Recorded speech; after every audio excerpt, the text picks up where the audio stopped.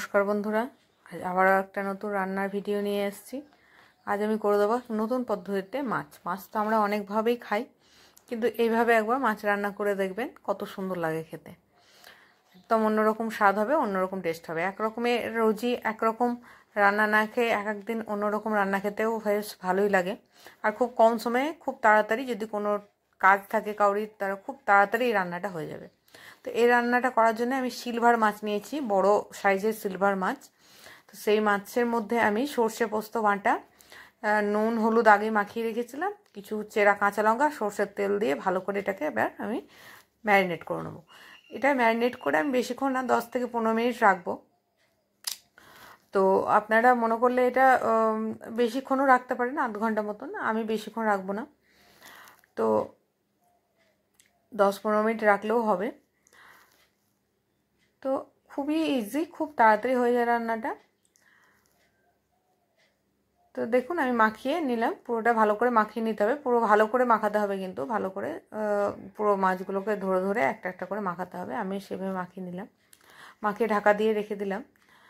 তো এবার কড়াইয়ের মধ্যে তেল দিয়ে দিলাম, দিয়ে অল্প একটু কালো জিরে ফোড়ন দিলাম। আর এই রান্নাটা খুব অল্প উপকরণ দিয়েই কিন্তু হয়ে যায়, খুব তাড়াতাড়ি হয়ে যায়, খুব তাড়াতাড়ি।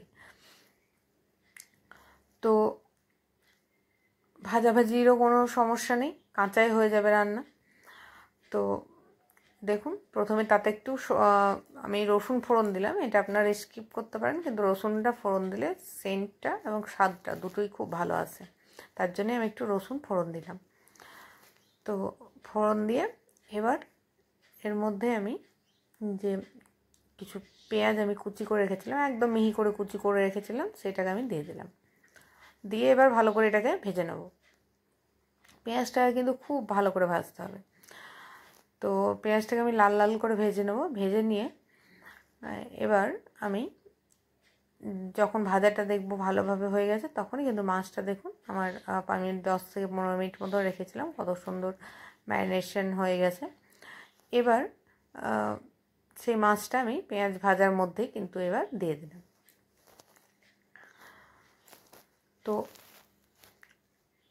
পেঁয়াজ ভাজার মধ্যে দিয়েই এবার একটু নাড়িয়ে চাড়িয়ে দেব আমি, যাতে পেঁয়াজগুলো চারিদিকে ছড়িয়ে যায়, না তো একদিকেই লেগে থাকবে।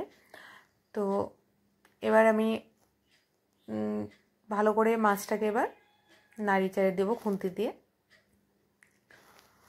দিয়েই আমি এর মধ্যে জল ঢেলে দিয়ে ঢাকা, একটু লবণ দিয়ে ঢাকা দিয়ে দেবো, কারণ তখন আমি লবণ দিইনি, কেবল মাছে লবণ নুন হলুদটা আগে মাখিয়ে রেখেছিলাম।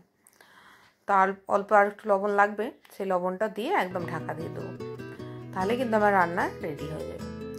দেখুন আমি মাছগুলোকে সব নাড়িয়ে চাড়িয়ে নিয়ে এর মধ্যে এবার যে বাটিটার মধ্যে আমি ম্যারিনেট করেছিলাম, সেই বাটিটা ধুয়েই কিন্তু আমি জল দিয়ে দিই। এবার জল দিয়ে এবার খুন্তি দিয়ে মাছগুলোকে আমি একটু ঠিকঠাক করে সাজিয়ে দিচ্ছি, দিয়ে এবার আমি ঢাকা দিয়ে রেখে দেবো। ঢাকা দিয়ে মোটামুটি 10 মিনিট মতন আমি ফুটিয়েছি, তাতেই কিন্তু মাছ আমার রেডি। তাহলে কত তাড়াতাড়ি কত ইজিলি রান্নাটা হয়ে যাবে বন্ধুরা, দেখলেই বুঝতে পারবেন। তো দেখুন এবার একটু ফুটতে শুরু করলেই আমি কিন্তু একটা ঢাকা চাপা ওর মধ্যে দিয়ে দেবো। তো লবণটা আমি তখন বললাম লবণটা দেওয়া হয়নি, তো লবণটা এর মধ্যে আমি এবার অল্প সামান্য একটু স্বাদ মতো লবণ, আপনারা নিজেদের টেস্টের মতন হিসাব করে লবণটা দিয়ে দেবেন, আমিও সেই হিসাবেই দিয়ে দিলাম।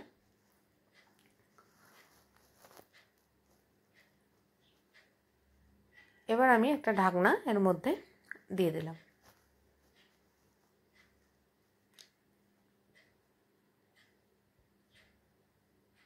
তো দেখুন আমার 10 মিনিট হয়ে গেছে। এবার ঢাকনাটা খুলে দেখলাম, দেখুন মাছটা একদম পুরোপুরি রান্না হয়ে গেছে।